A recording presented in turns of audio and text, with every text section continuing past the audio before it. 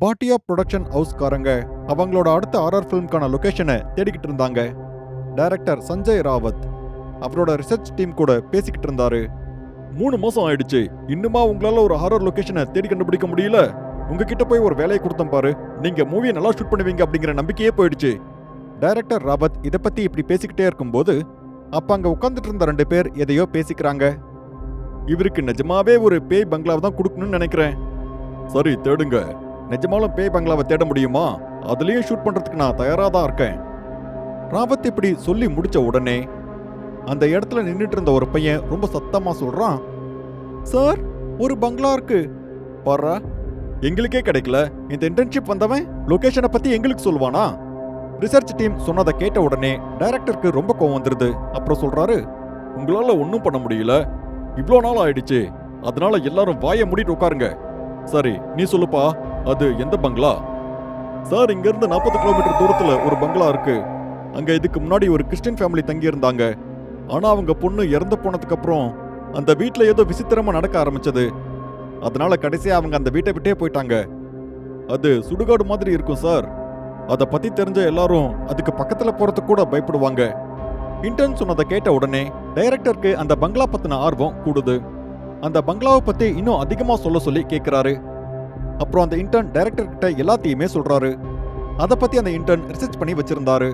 அந்த வீட்டுல ஷாயிரா அப்படிங்கிற ஒரு பொண்ணோட ஆத்மா இருந்ததாவும், அந்த பொண்ணு தெரிஞ்சோ தெரியாமலோ ஓஜோ போர்டோட உதவியால வேற ஏதோ ஒரு ஆத்மாவை அவங்க உடலுக்குள்ள வர வச்சுக்கிறதுக்கு முயற்சி பண்ணிட்டு இருந்தாங்க. அதால அவங்களோட உயிரே போயிடுச்சு. ஆனா இன்னமும் அவங்களோட ஆத்மா அந்த வீட்டுக்குள்ளதான் சுத்திட்டு இருக்கு. இதை பத்தி அக்கம் பக்கத்துல இருக்கிறவங்க சொல்லிட்டு இருந்ததால இந்த இன்டர்ன் வந்தவர் அங்க போய் பார்க்கறதுக்கு முயற்சி பண்ணாரு. இந்த மாதிரி அந்த பங்களாவை பத்தி இன்டர்ன் எல்லாத்தையுமே சொல்லிக்கிட்டு இருக்கும்போது டைரக்டர் சொல்றாரு, பர்ஃபெக்ட், இந்த லொகேஷன் தான் நமக்கு இப்ப தேவை. ஸ்வான்ச், you are no more internal. இன்னிலிருந்து நீ என்னோட அசிஸ்டன்ட். சரி, அந்த ப்ராப்பர்ட்டி ஓனரோட இன்ஃபர்மேஷன் இருக்கா? அந்த இடத்த எப்படி பார்க்கறது? சார் நான் போய் பர்மிஷன் கேட்டுட்டு வரேன், நீங்க ஒரு முறை அவங்க கிட்ட பேசினா போதும். பண்றேன் இல்ல ஸ்வான்ஸ், இப்பவே பண்ணு. பணத்தை பத்தி கவலைப்படாத, என்னானாலும் சரி, எவ்வளவு செலவானாலும் சரி, அந்த பங்களா வேணும். டைரக்டர் அந்த அளவு எக்ஸைட்மெண்ட்ல பேசுறத கேட்டு ஸ்வான்ஸுக்கு ரொம்பவே எக்ஸைட்மெண்டா இருந்தது. அதுக்கப்புறம் அவரு உடனே அந்த பங்களாவோட ஓனருக்கு கால் பண்றாரு. ஹலோ ஹலோ, யாரு? உங்க பங்களா பிலிம் ஷூட்டிங்காக எங்களுக்கு வாடகைக்கு வேணும் மேடம். அதுக்கு வாடகை எவ்வளவு வேணாலும் கொடுக்க தயாரா இருக்கும். அந்த பங்களா அப்படின்னு சொன்னதை கேட்ட உடனே கோவத்துல அவங்களோட கண்ணு சிவக்க ஆரம்பிக்குது. அதுக்கப்புறம் அவங்க கத்திக்கிட்டே சொல்றாங்க, என்ன இந்த விஷயம் கேட்கறதுக்காக இவ்ளோ ராத்திரில என்ன கால் பண்ணிருக்க? உனக்கு என்ன பத்தி ஏதாவது தெரியுமா? இல்ல அந்த பங்களா பத்தி ஏதாவது தெரியுமா? பெருசா கால் மட்டும் பண்ணிட்டீங்க. அந்த பங்களாவோட ஓனர் ஒவ்வொரு கேள்வியா தொடர்ந்து நிறைய கேள்விகளை கேட்டுக்கிட்டே இருந்தாங்க. அதுக்கப்புறம் அவங்க காலை கட் பண்ணிடுறாங்க. இனிமே அந்த பங்களா கிடைக்காதுன்னு எல்லாருக்குமே தோணிட்டு இருந்தது. அப்ப ஸ்வான்ச் சந்தோஷத்துல சிரிச்சுக்கிட்டே பதில் சொல்றாரு, உங்களை பத்தி எனக்கு எல்லாமே தெரியும் மேடம். முதல்ல உங்களோட கணவர் இறந்து போனாரு. அப்புறம் ஷாயிராவும் இறந்ததுக்கு அப்புறம் அந்த பங்களா சபிக்கப்பட்டதாயிருச்சு. அதுல உங்களாலையும் தங்க முடியல, யாரும் அதை வாங்கவும் மாட்டேங்கிறாங்க. அதோட உங்களுக்கு வேலையும் போயிடுச்சுல, அப்புறம் சேவிங்ஸ் பணமும் தீந்து போக போகுது தானே. இப்போ உங்களோட நிலைமை எந்த அளவுக்கு மோசமா இருக்குன்னு எனக்கு ரொம்ப நல்லாவே தெரியும் மேடம். இப்போ என்ன பண்றதுன்னு யோசிச்சுட்டு தானே இருக்கீங்க. தினமும் சாப்பிடும் போதும் தூங்கும் போதும் உங்களுக்கு இந்த யோசனை மட்டும்தானே ஓடிக்கிட்டே இருக்கு. அடுத்த மாசம் செலவுக்கு நீங்க என்ன பண்ண போறீங்க? நாங்க பிலிம்காரங்க அவ்வளோ கெட்டவங்க கிடையாது. உங்க கஷ்ட காலத்துல உங்களுக்கு உதவியா இருப்போம். உங்களோட வாழ்க்கை செட்டில்டுன்னு நினைச்சுக்கோங்க. இவ்ளோ பணம் கிடைக்குமா? அவங்க அப்படி கேட்டதை கேட்ட உடனே ராவத்தோட முகத்துல அப்படியே சந்தோஷம் ரொம்ப அதிகமாகுது. ஒரு சிகரெட் பப்பை எடுத்துக்கிட்டு ஸ்வான்ச்சுக்கு பக்கத்துல போறாரு. அப்புறம் அவரை கட்டி பிடிச்சுக்கிறாரு. ஏன்னா இந்த நேரம் சுபாஞ்ச் அவருக்கு ஒரு மெஜிஷியன் மாதிரி இருந்தாரு. ஒரே செகண்ட்ல அவரோட எல்லா கஷ்டத்தையும் தீர்த்தவரா இருந்தாரு. அப்புறம் அங்க இன்னைக்கு எல்லாமே ரெடியா இருந்தது. அந்த பங்களாவில் ஷூட் பண்ண எல்லாருமே போயிருந்தாங்க. க்ரூல இருந்த எல்லாரும் பங்களாவுக்கு வெளியே நின்றுட்டு இருந்தாங்க. ஏன்னா யாருக்கும் உள்ள போக தைரியம் இல்ல. அந்த பங்களாவுக்குள்ள யார் முதல்ல போறதுன்னு அவங்க எல்லாரும் வெளியில் நின்று ரொம்ப நேரமா பேசிக்கிட்டு இருந்தாங்க. அப்ப திடீர்னு அந்த இடத்துக்கு ராவத் வராரு. அப்புறம் தான் அவர் பாக்குறாரு இது வரைக்கும் உள்ள யாருமே போகலன்னு. அதுக்குள்ள அவரோட கோபம் ரொம்ப ரொம்ப அதிகமாயிடுச்சு. பிளட்டி இடியட்ஸ், இது வரைக்கும் ஒண்ணுமே ஸ்டார்ட் பண்ணலையா? என்ன டைரக்டர் வந்து தான் லைட்லாம் செட் பண்ணுவாரா? ராவத் இவ்ளோ கோவப்படுறத பார்த்து ஹீரோயின் அங்க இருந்து வெளியே வராங்க. அப்புறம் மெதுவா ராவத்துக்கு புரிய வைக்கிற மாதிரி சொல்றாங்க, ஷாவத்தியர், என்ன அவ்வளவு கோவமா? சரி விடுங்க, இது எல்லாமே சரியாயிடும். அப்புறம் இந்த கதை சொல்றதுக்கு நம்ம 2 பேருக்கும் நிறைய நேரம் கிடைக்கும். ரவீனா சொன்னதை கேட்ட உடனே ராவத்தோட கண்ணுல ஒளிவட்டம் தெரியுது. அப்புறம் சுபாஞ்ச் கிட்ட எல்லாத்தையுமே மேனேஜ் பண்ண சொல்லி சொல்றாரு. அப்புறம் ரவீனாவும் ராவத்தும் பேசிக்கிட்டே அப்படியே உள்ள போயிடுறாங்க. ரூம்குள்ள போன உடனே ராவத் சொல்றாரு, ரவீனா, இன்னைக்கு அந்த சீன்ல வர மாதிரியே ஒரு பேய் வீட்டுக்கு நீ வந்துட்ட. அந்த வீட்டுக்குள்ள போனதும் 1000 ஆத்மாக்கள் உன்னோட உடம்புக்குள்ள போயிடும். அட, நீ எனக்கு சீன் சொல்ல ஆரம்பிச்சுட்ட. நான் என்ன நினைச்சேன்னா நம்ம 2 பேருக்கும் நடுவுல ஏதோ சீன் நடக்க போகுதுன்னு. அப்புறம் நெக்ஸ்ட் மூவில நான் தான் உங்களோட ஹீரோயினா இருக்க போறேன். கண்டிப்பா என்னோட ஹீரோயின் நீதான். இப்படி சொல்லிட்டு ராவத் ரவீனாவை சுவர்ல தள்ளி அப்புறம் அவங்களுக்கு பக்கத்துல போறாரு. அப்புறம் அவங்க 2 பேரும் ஒரு பாம்பு மாதிரி ஒன்னா சேர்ந்திருந்தாங்க. அப்புறம் அவங்க அடுத்து எதுவும் பண்றதுக்கு முன்னாடி திடீர்னு ஏதோ ஒரு சத்தம் கேட்டு அவங்க பின்னாடி வந்துடுறாங்க. அப்புறம் அந்த ரூமை விட்டு வெளியே ஹாலுக்கு வந்துடுறாங்க. ஷைராவை கைது பண்ணி வச்சிருந்த அந்த ரூமோட கட்டைகள் எல்லாத்தையும் அவங்க எடுத்தாங்க. அப்புறம் கதவு உடைச்சதும் உள்ள இருந்து ஜில்லுன்னு காத்து வருது. அங்க ரொம்ப அமைதியா இருந்தது. சுபாஞ்ச் அந்த வீட்டோட லைட்டை ஆன் பண்றாரு. அந்த லைட்ஸ்லாம் ஆன் ஆயிட்டு இருந்தது, அப்புறம் ஆஃப் ஆயிட்டு இருந்தது. அங்க இருந்த கிராஸ் தன்னாலேயே தலைகீழா திரும்பிடுது. இத பார்த்து அந்த க்ரூல இருந்த ஒருத்தர் பயந்து போய் கத்திக்கிட்டே வெளியே வந்துடுறாரு. அவர் அப்படி கத்தனதை கேட்டு அங்கிருந்த எல்லாரும் ரொம்ப பயந்து போயிடுறாங்க. அவங்க எல்லாரும் ரொம்ப பயந்திருந்தாங்க. எல்லாருக்கும் பயத்தால வேர்த்து குட்டிக்கிட்டு இருந்தது. அப்படியே மெதுவா க்ரூல இருந்த எல்லாரும் அப்படியே வெளியே ஓடி போயிடுறாங்க. அவங்க நிஜமாவே அங்க ஏதோ ஒன்ன பார்த்த மாதிரி. சுபாஞ்ச் ரொம்பவே முயற்சி பண்றாரு. ஆனா அவரால் யாரையுமே தடுத்து நிறுத்த முடியல. இப்ப இந்த பங்களாக்குள்ள ராவத், ரவீனா அப்புறம் சுபாஞ்ச் மட்டும்தான் இருந்தாங்க. அந்த பங்களாவோட கதவு தன்னாலேயே முடிக்குது. ராவத் சுபாஞ்ச் கிட்ட சொல்றாரு, சுபாஞ்ச், யார் இப்படி விளையாண்டுட்டு இருக்கிறது? கதவு இப்படி தன்னால முடிக்குச்சு? ரவீனா, ரவீனா எங்க? என்ன நடக்குது? என்ன நடக்குது இங்க? மேம் இப்ப இங்க தானே இருந்தாங்க. இந்த போன் நெட்வொர்க் வேற போயிருச்சு, எப்படின்னு தெரியல. சுபாஞ்ச் கோவத்துல அவரோட மொபைலை தூக்கி வீசிடுறாரு. அப்ப திடீர்னு டிவி தன்னாலேயே ஆன் ஆயிடுது. ராவத் அப்புறம் சுபாஞ்ச் இவங்க 2 பேருக்குமே ஏன் இப்படி நடக்குதுன்னு ஒண்ணுமே புரியல. அப்புறம் அவங்க 2 பேரும் மெதுவா அந்த டிவியை நோக்கி நடந்து போகும்போது அந்த டிவில இருந்த சத்தம் ரொம்ப அதிகமாயிட்டே இருந்தது. யாரோ வேணும்னே கனெக்ஷனை இன்டரப்ட் பண்ண மாதிரியே இருந்தது. அப்ப திடீர்னு டிவில இருந்து சத்தமா ஒரு குரல் கேக்குது. அதுல ரவீனா இருந்தாங்க. அவங்க எங்கேயோ மாட்டிக்கிட்டு இருந்த மாதிரி இருந்தது. அவங்களோட வீடியோ அந்த டிவியில வந்துகிட்டு இருந்தது. ரவீனாவோட வீடியோ டிவியில வரத பார்த்து ராவத்துக்கு அப்படியே ஷாக்கா இருந்தது. அவர் மெதுவா டிவிக்கு பக்கத்துல போய் கத்த ஆரம்பிக்கிறாரு. ரவீனா, நீ எங்க மாட்டிருக்க சொல்லு. எனக்கு தெரியாது சஞ்சய், எனக்கு என்ன தெரியாது, என்ன காப்பாத்துங்க. இப்படி சொல்லிட்டு ரவீனா சத்தமா அழ ஆரம்பிக்கிறாங்க. அப்புறம் உதவிக்காக அவங்க அவங்களோட கையை முன்னாடி நிட்டுறாங்க. அப்புறம் மெதுவா அப்படியே டிவியை விட்டு வெளியே வந்துடுறாங்க. ராவத் அந்த சமயத்துல என்ன யோசிச்சாருன்னே தெரியல. அவர் ரவீனாவோட கையை பிடிச்சு அவங்கள அப்படியே வெளியே இழுக்கிறதுக்கு முயற்சி பண்ணிக்கிட்டு இருந்தாரு. ஆனா ரவீனா அதுக்குள்ள மாட்டிக்கிட்டு இருந்தாங்க. டிவிக்குள்ளேயே அவங்களோட கண் ரெட்டா மாறிக்கிட்டு இருந்தது.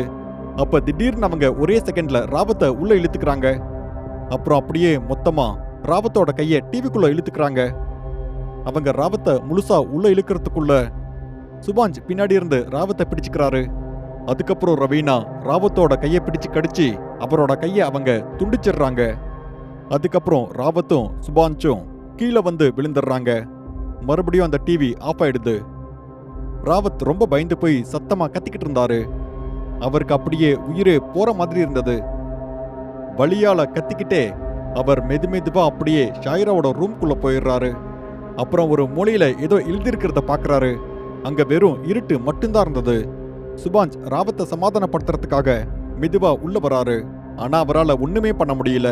அப்ப திடீர்னு ராவத்துக்கு பின்னாடி இருந்து ஒரு கை வெளியே வருது. அது வேற யாரோட கையும் இல்ல, ராவத்தோட உடைஞ்ச கைதான். ரவீனா டிவிக்குள்ள கட் பண்ண அதே கைதான். அந்த கையோட சேர்ந்து ரவீனாவும் சோறுக்குள்ள இருந்து வெளியே வராங்க. அதை பார்த்து ராவத்தால எதுவுமே சொல்ல முடியல. அவங்களோட உருவம் நொடிக்கு நொடி மாறிக்கிட்டே இருந்தது. அவங்களோட உடம்புக்குள்ள நிறைய பேரோட ஆத்மா இருக்கிற மாதிரியே இருந்தது. அதோட அவங்களோட பயங்கரமான சிரிப்பு அது அந்த வீடு முழுக்க எதிரொலிச்சிட்டு இருந்தது. அப்படியே பார்க்க ரவீனா வேற ரூபத்துக்கு மாறினாங்க. இத பார்த்து டைரக்டர் ராவத் கத்திக்கிட்டே சொல்றாரு, நீயா? ராவத் கத்துனதை பார்த்தா அவருக்கு ஏற்கனவே தெரிஞ்ச ஒரு முகத்தை பார்த்து கத்தன மாதிரியே இருந்தது. அதை கேட்டு ரவீனாவோட உடம்புக்குள்ள இருந்த ஆத்மா எவ்வளவு சத்தமா சிரிச்சதுன்னா, அதை கேட்ட சுபாஞ்ச் பறந்து போய் அப்படியே சுவர்லயே விழுந்துடுறாரு. அப்புறம் அந்த பேய் வந்து அப்படியே ராவத்தோட கையை பிடிக்குது. அப்புறம் அது மெதுவா ராவத்தோட இன்னொரு கையையும் பிச்சு எடுத்துருது. அதுக்கப்புறம் அவரோட கழுத்தை பிடிச்சு அப்படியே மேல தூக்கி கீழே வீசிருது. அதால அவரோட உடல் முழுவதும் நிலத்துல புதைஞ்சிருது. தலை மட்டும்தான் வெளியே இருந்தது. இப்ப அவர் அந்த பேய்கிட்ட உயிர் பிச்சை கேட்டு கெஞ்சிக்கிட்டு இருந்தாரு. பிசா, தயவு செஞ்சு என்னை விட்டுரு. இனிமே நான் இந்த மாதிரி யார்கிட்டயுமே பண்ணவே மாட்டேன். ஆனா அவங்க அதோட நிறுத்தல. அவங்க அவங்களோட காலை எடுத்து அப்படியே ராவத்தோட தலைய நிலத்துக்குள்ள புதைச்சிடுறாங்க. அதுக்கப்புறம் அந்த பேயோட ஆத்மா ரவீனாவோட உடம்ப விட்டு போயிருது. ரவீனா நிலத்துல மயங்கி கீழே விழுந்துடுறாங்க. இதெல்லாம் பார்த்துக்கிட்டே இருந்த சுபாஞ்சும் மயங்கி அப்படியே கீழே விழுந்துடுறாரு. அவர் கண் திறந்து பார்க்கும்போது அவர் ஹாஸ்பிட்டல்ல இருந்தாரு. அவரோட பக்கத்துல ரவீனா தலையில கட்டு போட்டு கண்ணுல கண்ணீரோட படுத்துக்கிட்டு இருந்தாங்க. அவங்கள பார்த்து சுபாஞ்ச் சொல்றாரு, பிசா யாரு? சுபாஞ்ச் இப்படி கேட்டதுக்கு அப்புறம் ரவீனா நடந்த எல்லாத்தையுமே சொல்லிடுறாங்க. பிசாவும் ரவீனா மாதிரியே ஒரு ஆக்ட்ரஸ்ன்னு சொல்றாங்க. படத்துல நடிக்க வாய்ப்பு கொடுக்கறேன்னு சொல்லி டைரக்டர் அவங்கள தப்பா பயன்படுத்திக்கிட்டாரு. கல்யாணம் கூட பண்ணிக்கிறேன்னு சொல்லியிருந்தாரு. ஆனா ரவீனா வந்ததுக்கு அப்புறம் இவர் அவங்கள பத்தி மறந்துட்டாரு. அப்புறம் ரவீனா கூட தான் அவர் அவரோட டைம் ஸ்பெண்ட் பண்ணிட்டு இருந்தாரு. அப்புறம் கடைசியில பிசாவை அந்த மூவில இருந்து எடுத்து ரவீனாவுக்கு அந்த வாய்ப்பை கொடுத்தாரு. ஆனா பிசாவுக்கு அது கொஞ்சம் கூட பிடிக்கல. அதனால அவங்க ராவத் மேல கம்ப்ளைண்ட் கொடுத்தாங்க. அதுக்கப்புறம் ராவத் அவங்கள சமாதானப்படுத்தி அவங்கள பார்க்க வர சொல்றாரு. அவங்க மயக்கத்துல இருக்கும்போது அவங்கள கொன்னுடுறாரு. ஆனா ராவத்துக்கு மட்டும் எப்படி தெரியும் அந்த சபிக்கப்பட்ட பேய் பங்களா அவரோட உயிரை இன்னைக்கு எடுக்க போகுதுன்னு? லக்னோ பண்டைய கோசல சாம்ராஜ்யத்துல இது ஒரு பகுதியா இருந்தது. ராமர் தன்னோட சகோதரன் லக்ஷ்மணனுக்கு அர்ப்பணித்த ஊர் தான் இது. அதனால இந்த ஊரை லக்ஷ்மணபதி, லக்ஷ்மண்பூர், லக்கன்பூர் இப்படியெல்லாம் சொல்லுவாங்க. இப்ப இத லக்னோ அப்படின்னு சொல்றாங்க. ஒரு காலத்துல இத நவாபோட நகரம்னு சொல்லுவாங்க. ஆனா உண்மையில இந்த நகரம் பேய் கதைகளுக்கும் பெயர் போன நகரம் தான். லக்னோ பல்கலைக்கழகத்துல லால் பகதூர் சாஸ்திரி விடுதியில தங்கிட்டு இருந்த 3 நண்பர்கள் ஒரு நாள் இரவு ரெசிடென்ஸ்குள்ள கழிக்கிறேன்னு அவங்களுக்குள்ளேயே பந்தய கட்டிக்கிட்டு இருந்தாங்க. அந்த ரெசிடென்ஸ்குள்ள ஒரு கல்லறை இருக்கு. அது ரொம்ப பழமையான ஒரு கல்லறை. 1857 வருஷம் நடந்த போர்ல இருந்தவங்களை அங்கதான் புதைச்சிருக்காங்க. அடுத்த நாள் காலையில 3 பேரும் அவங்க காலேஜ் விட்டு வெளியே வந்து மெதுவா பாலத்து மேலாம் நடந்து போய் ரெசிடென்ட்டை அடையிறாங்க. இப்ப இரவு சரியா 1 மணி ஆயிடுச்சு. எல்லாமே ரொம்ப அமைதியா இருக்கு. ரோட்ல 1-2 குதிரை வண்டிகள் மட்டும்தான் அவங்க கண்ணுக்கு தெரியுது. அவங்க 3 பேரும் ரெசிடென்சிக்குள்ள வந்துட்டாங்க. அந்த ரெசிடென்ட்டை சுத்தி காம்பவுண்ட் சுவர் கட்டி வச்சிருக்காங்க. அந்த காம்பவுண்ட் சுவர் முறிஞ்சு போயிருக்கிறதால யாரால வேணாலும் உள்ள போக முடியும். இப்ப கிட்டத்தட்ட நைட் 1 மணி ஆயிடுச்சு. சரி பிரசாந்த், நீ உயிரோட இருந்தா நம்ம நாளைக்கு பார்க்கலாம். ஏய், நான் ஏன் உயிரோட இருக்க மாட்டேன்? எனக்கு பேயை பத்தி எந்த பயமும் இல்ல. பேய்ங்கிற ஒன்னே இல்ல, அப்புறம் எப்படி பயம் வரும்?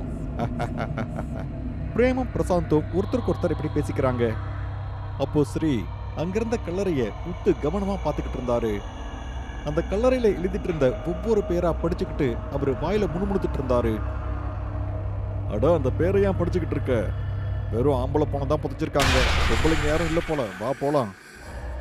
பிரசாந்த், இந்த கல்லறையில இருந்து ஏதாவது ஒரு பொண்ணு வெளியே வந்தா கூட, வாமா நீ செம்ம அழகா இருக்க, நான் உன்னை லவ் பண்றேன் அப்படிலாம் இவன் சொல்லுவான். பிரேம் இப்படி சொன்னதை கேட்டு பிரேமும் பிரசாந்தும் சத்தமா சிரிக்கிறாங்க. அவங்க 2 பேரும் சிரிக்கிற சத்தம் அந்த சுடுகாடு முழுவதும் எதிரொலிக்குது. ஐயோ பிரேம், இந்த சுடுகாட்டுல புதைச்சிருக்கிற பணத்தோட பேரை நான் படிச்சுக்கிட்டு இருந்தேன். ஏன்னா போன வாரம் நான் டீனாவோட இந்த இடத்துக்கு வேடிக்கை பார்க்க வந்தேன். இங்க தாமஸ் எங்கியோட கல்லறை இருந்தது. அது இந்த கல்லறையோட கடைசியில இருந்தது. அந்த கல்லறைக்கு பக்கத்துல இருக்கிற பூவை பிடுங்கி அதை நான் டீனாவுக்கு கொடுத்தேன். அது எனக்கு இன்னும் ஞாபகத்துல இருக்கு. ஸ்ரீ இப்படி சொன்னதை கேட்டு பிரேமும் பிரசாந்தும் ஆழ்ந்த யோசனையில இருந்தாங்க. இந்த ஒரு கேள்வி எல்லாரோட மனசுலயும் ஓடிக்கிட்டே இருந்தது. ஒரு கல்லறையால எப்படி ஒரு இடத்துல இருந்து இன்னொரு இடத்துக்கு நகர முடியும்? அது மட்டும் இல்லாம ஸ்ரீ பறிச்ச அந்த பூக்கள், அந்த கல்லறைக்கு பக்கத்துல வாடி போய் இருக்கிறத அவங்க 3 பேருமே பாக்குறாங்க. அப்படியா, சரி. என்ன முட்டாளாக்க பாக்குறியா? அதெல்லாம் இங்க நடக்காது. அதால ஒரு யூஸும் இல்ல. நான் நாளைக்கு காலையில இந்த இடத்துக்கு வரேன், அது உயிரோட. சரி, நீங்க கிளம்புங்க, என்னை விட்டுட்டு போங்க. பிரசாந்த் இப்படி சொன்னதை கேட்டு ஸ்ரீயும் பிரேமும் எதுவுமே சொல்லல. அவங்க 2 பேரும் அவங்களுக்குள்ளேயே பேசிக்கிட்டு அந்த கல்லறையை விட்டு வெளியே போயிட்டாங்க. தன் நண்பர்கள் அந்த கல்லறையை விட்டு வெளியே போறத பிரசாந்த் அமைதியா பார்த்துக்கிட்டே இருந்தாரு. அவங்க 2 பேரும் போனதுக்கு அப்புறம் பிரசாந்த் தாமஸ் அங்கியோட கல்லறை மேல உட்காந்துட்டு இருந்தாரு. அப்ப நிலத்துக்கு கீழே இருக்கிற புல்ல அவர் பிடிங்கிட்டு இருந்தாரு. அவர் அந்த கல்லறையை சுத்தி பார்த்துக்கிட்டு இருந்தாரு. அப்ப திடீர்னு அந்த கல்லறையில இருந்த கைகள் மேல வருது. அந்த கைகள் பிரசாந்த் அப்படியே அந்த கல்லறைக்குள்ள இழுக்குது. அப்புறம் கொஞ்ச நேரம் கழிச்சு பிரசாந்த் எடுத்து பார்த்ததும் சுத்தியும் முத்தியும் யாருமே இல்லை. அப்புறம் அவர் அவரோட கையை பார்த்தாரு. அவர் கையில யாரோ ஒருத்தங்க கீரன இடக்கீரல் இருந்தது. ரத்தம் பொழிஞ்சுக்கிட்டு இருந்தது. மறுபடியும் அவர் இந்த கல்லறையை சுத்தியும் முத்தியும் பார்த்துக்கிட்டே இருக்கும்போது ஒரு பெரிய புகை மூட்டம் தன்னை நோக்கி வரத பிரசாந்த் பார்த்துக்கிட்டு இருந்தாரு. ஆனா அவர் எதுவும் புரிஞ்சுக்கிறதுக்கு முன்னாடியே அந்த புகை அவரை சூழ்ந்துருச்சு. இதனால அவருக்கு மூச்சுத்திணறல் ஏற்பட்டது.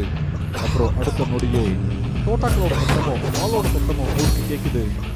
அப்போ அவருக்கு முன்னாடி சுதந்திர போராட்ட வீரர்களும் ஆங்கிலேயர்களும் தீவிரமா சண்டை போட்டுட்டு இருந்தாங்க. சுதந்திர போராட்ட வீரர்கள் வெள்ளைக்காரங்களை சுத்தி வளைச்சு அவங்களை கொண்டுட்டு இருந்தாங்க. அப்புறம் அவங்க தான் வாளை எடுத்து அந்த வெள்ளைக்காரங்களை விட்டுட்டு இருந்தாங்க. இதெல்லாம் பிரசாந்தோட கண்ணு முன்னாடியே நடந்துகிட்டு இருந்தது. இவ்வளவு ரத்தம், இவ்வளவு பேரோட மரண ஓலம், இதெல்லாம் கேட்டு பிரசாந்தோட மூச்சு காத்து அதிகரிச்சது. ஆனா இது எதுவுமே புரியறதுக்கு முன்னாடி திடீர்னு யாரோ ஒருத்தங்க பின்னாடி இருந்து பிரசாந்தோட கழுத்தை பிடிச்சு நெருக்கிட்டு இருந்தாங்க. அப்புறம் அவர் அப்படியே தரையில தள்ளி விட்டுட்டாங்க. பிரசாந்த் திரும்பி பார்த்தப்போ அது வேற யாரும் இல்ல, அவரோட ஃப்ரெண்ட் பிரேமும் ஸ்ரீயும் தான். அப்புறம் அடுத்த நொடியே எல்லாம் மறைஞ்சிருச்சு. இங்க பாருங்க, எப்படி பயந்து போயிருக்கானு. உனக்கு தான் இவ்வளோ பயமா இருக்குல்ல, அப்புறம் தனியா வரதுக்கு எதுக்கு சம்மதிச்ச? இப்ப நீ மூஞ்ச கண்ணாடியில பார்க்கணுமே, முகத்துல எப்படி பயம் தெரியுது தெரியுமா? அவங்க 2 பேரும் பிரசாந்த் கிட்ட இதெல்லாம் சொல்லிக்கிட்டு சிரிச்சுக்கிட்டு இருந்தாங்க. ஆனா பிரசாந்த் ரொம்ப பயந்து போயிருந்தாரு. அப்புறம் சொல்றாரு, போதும் ஃப்ரெண்ட்ஸ், எல்லாத்தையும் நிறுத்துங்க, நம்ம இங்கிருந்து போலாம். இனிமே இங்க இருக்கிறதுக்கு எனக்கு விருப்பம் இல்ல. இந்த வரத்தை பத்தி நான் இனிமே நினைச்சு கூட பார்க்க மாட்டேன். பிரசாந்துக்கு நல்லாவே தெரியும்.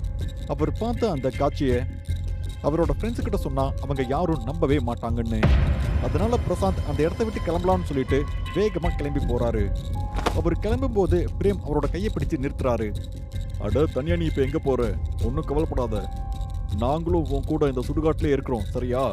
ஓகே தானே? ஆனா நம்ம எதுக்கு இங்க தங்கணும்? நான் வந்ததுல இருந்தே எனக்கு ஏதோ விசித்திரமா இருக்கு. எனக்கு ரொம்ப குளிரா இருக்கு. பனிக்கட்டி மேல கை வைக்கிற மாதிரி இருக்கு. வாங்க கிளம்பலாம். பிரசாந்த் பிரேம் கிட்ட இப்படி சொல்லிட்டு பிரேமோட கையை தட்டி விட்டுட்டு அந்த கல்லறையை விட்டு வெளியே போக அவர் நடந்து போறாரு. இப்ப திடீர்னு அவரோட கழுத்துல கயிறை போட்டு அவரை மறுபடியும் அந்த கல்லறையை நோக்கி இழுக்க ஆரம்பிக்கிறாங்க. நீ என்ன பண்ணிக்கிட்டு இருக்க? நான் உன்னோட நண்பன், நீ என்ன பண்ணிக்கிட்டு இருக்க? பிரசாந்த் ஸ்ரீ கிட்ட இப்படி சொல்லி ரொம்ப சத்தமா கத்திக்கிட்டு இருந்தாரு. ஆனா ஸ்ரீ அதை எதையும் கேட்கல. அப்புறம் வேகமா ஒரு மரத்துக்கு பக்கத்துல இழுத்து போயிட்டு இருந்தாரு. அப்புறம் அந்த கைத்தை மரக்கிளையில வீசி இன்னொரு பக்கம் அந்த கைத்தை பிடிச்சு இழுத்து பிரசாந்த தூக்குல போறதுக்கு முயற்சி பண்ணிக்கிட்டு இருந்தாங்க.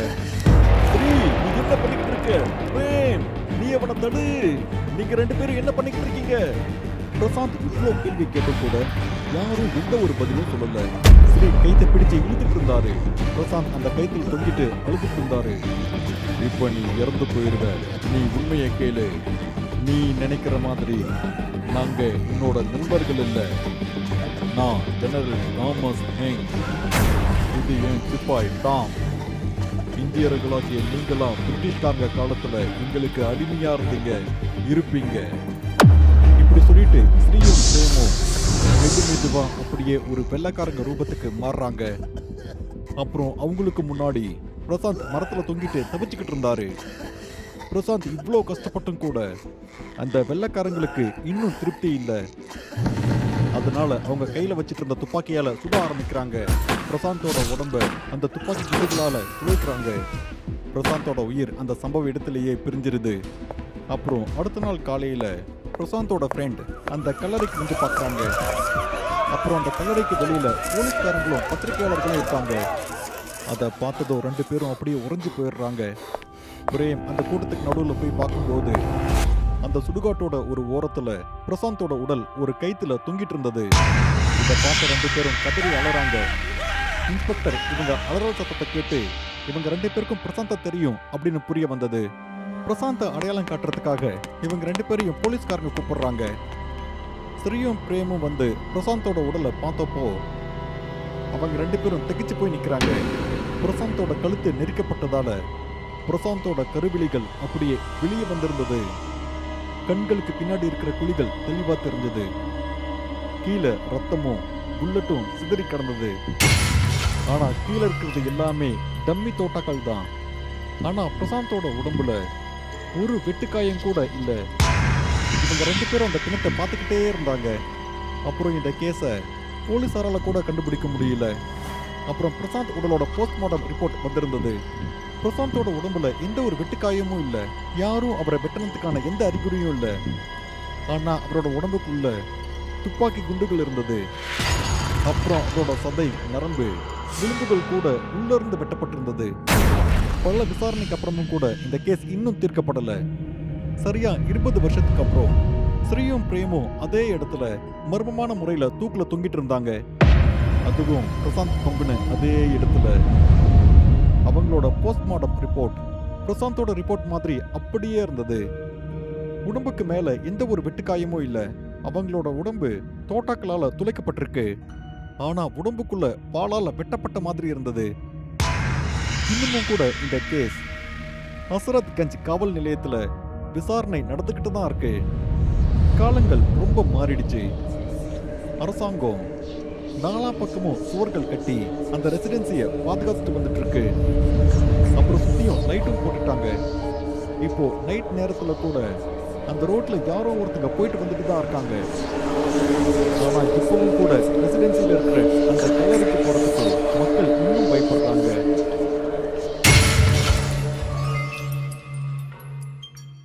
இந்த மாதிரியான பயங்கரமான கதையை பார்த்துக்கிட்டே இருக்க டூடு டிவி தமிழுக்கு இப்பவே சப்ஸ்கிரைப் பண்ணுங்க. இந்த உலகத்துல இருக்கிறவங்க உங்களோட பயங்கரமான கதையை கேட்கணும்னு நீங்க நினைச்சீங்கன்னா இப்பவே டூடு டிவி மெயில் அட்ரஸ்க்கு உங்களோட கதையை அனுப்புங்க. அடுத்த பயங்கரமான கதை உங்களோட தான் இருக்கவும் வாய்ப்பு இருக்கு.